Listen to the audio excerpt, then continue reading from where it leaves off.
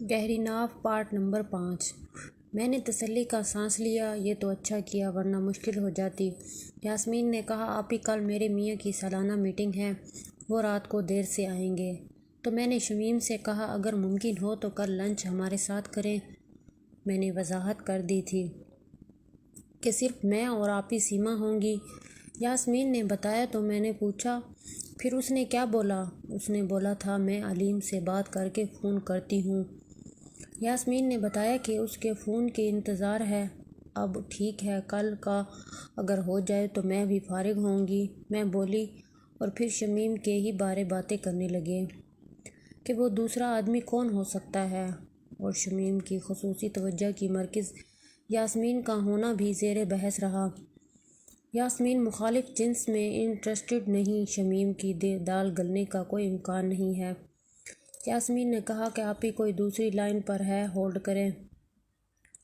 2 minute کے بعد یاسمین نے ہیلو کہا تو میں نے یس کہہ کر اپنی موجودگی کا اظہار کیا۔ آپی شمیم کا ہی فون تھا۔ اس نے دعوت پر کل دوپہر 12 بجے آنے کا کہا ہے، مسز اور مسٹر علیم دونوں ہوں گے۔ یاسمین نے انفارم کیا ٹھیک ہے، کل میں بھی پہنچ جاؤں گی۔ تمہاری ہیلپ کے لیے میں نے اپنا ارادہ ظاہر کیا تو یاسمین بولی میرا خیال ہے آرڈر ہی کر لیں گے، مگر آپ پہلے آئیں گی تو پروگرام کے بارے ڈسکس کر لیں گی۔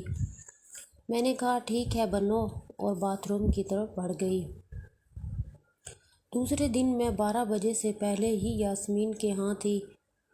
ڈسکس یہی تھی کہ شمیم بھی ساتھ ہوگی علیم کے۔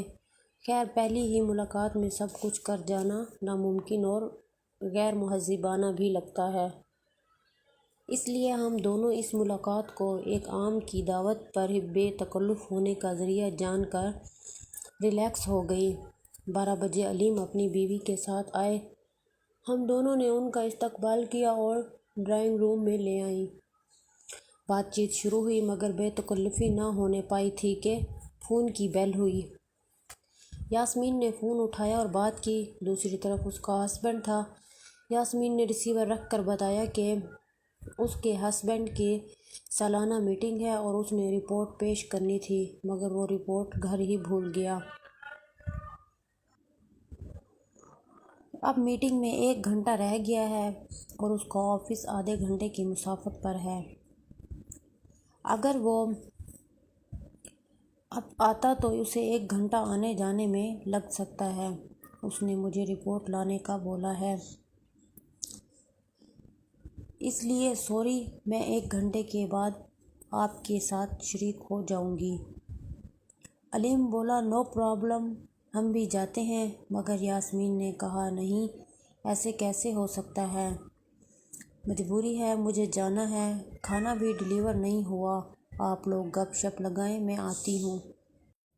میں نے یہی مناسب سمجھا کہ علیم لوگ رک جائیں، مگر شمیم بولی اوہ آپ اس سائڈ پر جا رہی ہیں تو مجھے سٹی سے نکلتے ہی فلاں جگہ ڈراپ کر دیں۔ علیم نے شمیم کی تائید کی اور اس کا پروگرام تو تھا۔ شمیم یاسمین کے ساتھ نکل گئی۔ اب میں اور علیم رہ گئے، اور موضوع تو کوئی تھا نہیں، یوں ہی ادھر ادھر کی ہانکنے لگے۔ کیا آپ مجھے باتھ روم کا بتائیں گی کہ کس جانب ہے؟ علیم نے پوچھا تو میں نے اسے بتایا اور وہ اٹھ کر ادھر کو گیا۔ میں نے اٹھ کر کولڈ ڈرنک لیا اور پھر صوفے پر آ بیٹھی۔ اتنے میں علیم آ گیا اور وہ زیر لب مسکرا رہا تھا۔ میں نے اسے دیکھا، پھر اس کی شرارت بھری مسکراہٹ کو دیکھ کر میں نے اس کے سراپے پر نظر دوڑائی تو اس کی زپ کو کھلا پایا اور اس نے انڈر ویئر بھی نہیں پہنا ہوا تھا۔ دیکھ کر میں جھپ گئی۔ میں نے اس کی طرف دیکھتے ہوئے کہا علیم صاحب وہ ایک مذاق تھا، تو وہ ہنستے ہوئے کہنے لگا کہ مذاق کو حقیقت میں تبدیل کر دیتے ہیں۔ میں نے کہا نہیں، یہ ناممکن ہے۔ علیم ابھی تک بیٹھا نہیں، کھڑا تھا۔ میں نے پھر اس کی زپ کی طرف دیکھا تو اس کا نیم استادہ دیکھ کر میرے منہ میں پانی آ گیا۔ میں بے خیالی میں زپ کی طرف ہی دیکھے جا رہی تھی اور سوچ رہی تھی میرا کھڑا ہو جائے تو نہ جانے کیا کر بیٹھے۔ میں انہی خیالوں میں تھی کہ معلوم ہی نہ ہوا وہ کب میرے نزدیک آ کر کھڑا ہو گیا اور اس کا موٹا تازہ صاف نظر آنے لگا۔ بے شک خوبصورت چیز تھی، مگر ابھی وہ سر جھکائے کھڑا تھا۔ علیم نے میرا ہاتھ پکڑ لیا اور زپ کے اندر رکھ کر بولا، دیکھ تو لیا آپ نے، اب چونکہ چھو کر بھی دیکھ لو۔ علیم صاحب یہ تو زیادتی ہے، یہ کہتے ہوئے میں ہاتھ نکالنے لگی تو علیم نے میرا ہاتھ پکڑ لیا اور وہیں دبائے رکھا۔ اس کے گرم گرم ہتھیار سے جب ہاتھ لگا تو ایک کرنٹ میرے پورے جسم میں دوڑ گیا۔ میں نے ہولے سے انگلیوں سے ٹٹولا اور پھر ہاتھ میں لے لیا۔ اس کا ہاتھ میں لینا اچھا لگا۔ اسے باہر نکال لیں آپ، علیم نے کہا تو میں اسے باہر نکال لیا۔ میرا خیال تھا کہ میرے چھونے سے صاحب انگڑائی لے کر اٹھ جائیں گے، مگر اس پر تو کوئی اثر ہی نہ ہوا۔ یوں ہی نہ کھڑا نہ سویا نہ بیٹھا نہ جاگا کی کیفیت میں پڑا رہا۔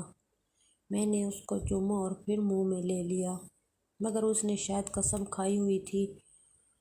میں نے علیم کی طرف دیکھتے ہوئے مسکراتے ہوئے کہا، لگتا ہے آپ بڑے نروس ہو۔